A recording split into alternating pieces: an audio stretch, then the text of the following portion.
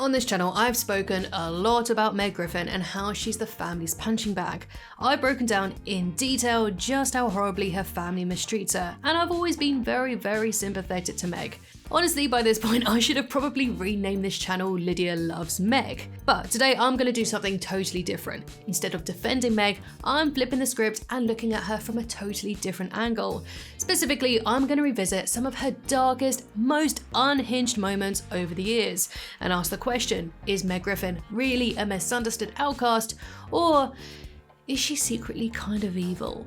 So I've mentioned before that the writers of Family Guy may have originally mistreated Meg simply because they didn't know how to write for a teenage girl, and I've seen this theory floating about over the internet for years, but I could never verify its original source.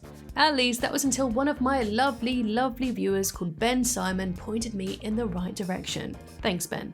It turns out that this information came from an August 2005 edition of Blender magazine. In an interview with Seth MacFarlane, he was asked why is it hard to write jokes for young female characters? And he replied with, when you have a bunch of guys in their 30s sitting in a room trying to figure out how an adolescent girl thinks, it's very difficult. With Meg, we've landed on a sort of Jan Brady thing where she's just constantly shit on by the rest of the family. And it turns out to be very funny. Sure, Jan. But teenage girl characters are the hardest to write. You know, I didn't understand them then, I don't understand them now. So there you have it. The reason why Meg is treated like absolute garbage by everyone is because the writer's room was full of men who couldn't figure out how to write for a teenage girl. And instead of actually, I don't know, getting a woman's writer's perspective, they instead turned her into the family's punching bag. However, after a few years, this joke eventually started to wear thin, with the writers soon realizing that they needed to flesh out this ordinary teenage girl character. So they started to creep in more undesirable things into her character, perhaps as a way to justify her being mistreated. One of the earliest examples I can think of is this season 5 episode Barely Legal. In this one, she becomes absolutely obsessed with Brian to the point where she bakes her hair into a pie and feeds it to him. Do you feel me, Brian? Do you feel me inside of you? And things only get crazier from there. She kidnaps him, ties him up, and attempts to sleep with him. And in that same season, we saw another crazy side to her during the episode Road to Rupert, where she completely snapped and beat the absolute crap out of someone.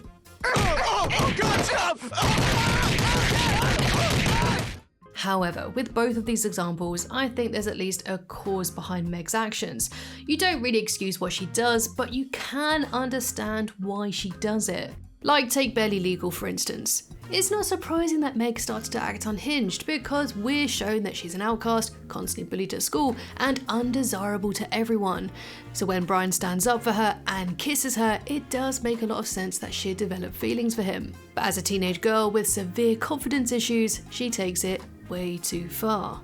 And in the episode Road to Rupert, where she beats someone up, her outburst was fueled by her dad and his friend's relentless mistreatment of her.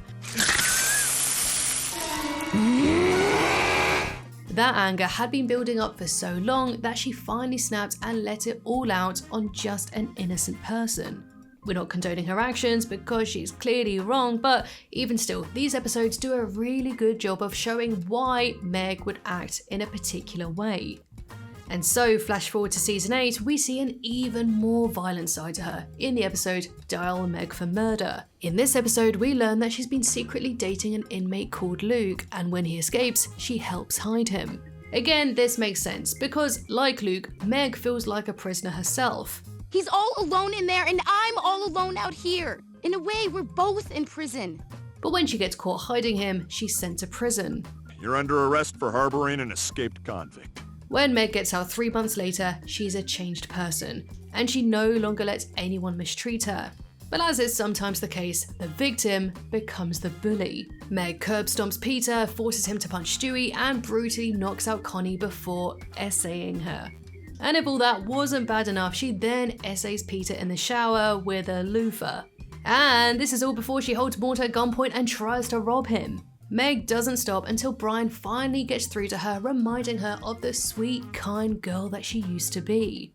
I was just so tired of being everyone's whipping girl that it felt kind of good to do some of the whipping.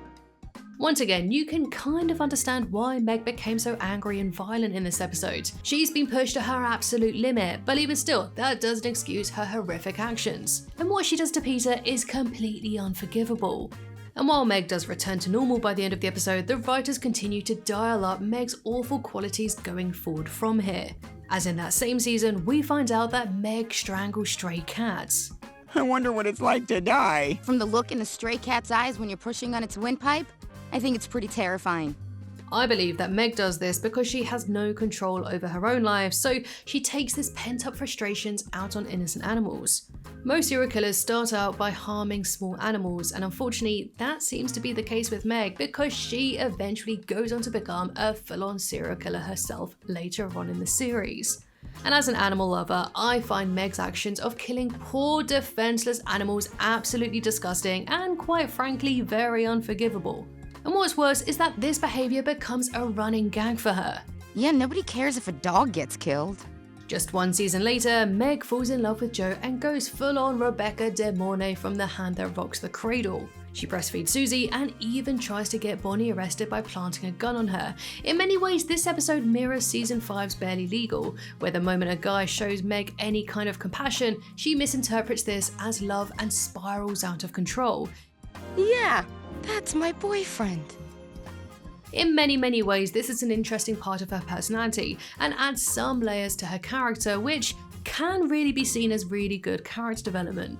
Family Guy is very surface level though, so they never really dig into this aspect of her psyche very deeply, because, well, I guess that's more of a BoJack Horseman kind of thing. It's by season 11 where I think that Meg reaches her absolute worst. In the episode Friends Without Benefit, Meg once again falls for an unattainable guy. This time, luckily, he's not a dog or already married, but he's gay. But instead of just accepting that and moving on, Meg convinces herself that he's just confused and she can change him, which as we all know is impossible. What makes this episode so disturbing is the absolutely despicable plan that Meg comes up with. Knowing that Ken likes her brother, she decides to roofie Chris in an attempt to trick Ken into sleeping with him. Now, I don't think I need to explain just how horrific and messed up that is. And the fact that this idea even came into her head is absolutely sickening. To make matters even worse, this episode also reveals that Meg poisons rats, again tying back to what we mentioned earlier about her killing smaller animals. What is wrong with you? This is yet again another unsettling layer to her character and a clear sign of just how far she's really spiraled. And season 11 really seems to be the period where they dialed up Meg being evil, because it's in the same season where we see yet another ugly side to her personality. When she catches Chris stealing money, she starts to blackmail him, and one of her demands is for him to take photos of girls from her school going to Planned Parenthood. Now I want you to call them as if you're their dead baby. What the fuck? And as if she couldn't get any more gross, we then find this out. Like, I'm part of a group that kind of trashes Anne Frank's house every year. Which I think alludes to Meg being a Nah, actually, YouTube hates that word. It demonetizes anyone that uses it, so no. I'm sure you know what I'm talking about, but let's move on. And in season 12, we find out that Meg has a secret baby who she keeps locked up in a box. Mama! What are you doing out of your box? Holy shit.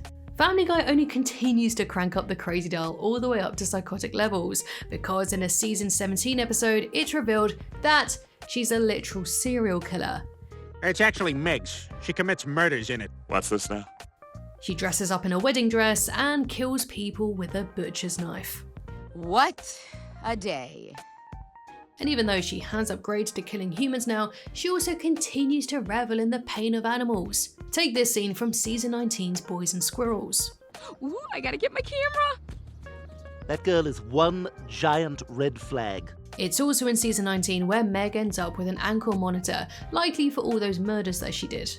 And later on, she cuts off her own foot and goes on the run and is chased by a massive police force. Now, I'm all here for unhinged Meg. I like her wild side. At least it is a lot more interesting than when she was just a mistreated ordinary girl. But there are still some truly disgusting aspects of her personality that I just can't get behind. Knowing these horrible, horrible things about her makes it really hard to root for her. It was an angle that I didn't really expect to talk about when discussing Meg, but seeing it all laid out here, it makes you think, could it really be character development, or is it a desperate attempt to make her interesting? At least earlier, you could at least understand why Meg would act a little crazy. The episodes really helped set it up. Now, not so much. And that's not to say that she doesn't have a lot of good qualities, because she definitely does. I mean, she saved Stewie's life a few times and saved her father from his cruel sister. But when you also make her into the kind of character that keeps her own baby in a locker, essays people, kills animals and people, and also vandalizing Anne Frank's house, I don't know. It's hard to root for her. But I don't know, what do you think of Meg's evolution? Do you like it? Do you hate it? Let me know in the comments, and I'll see you down there.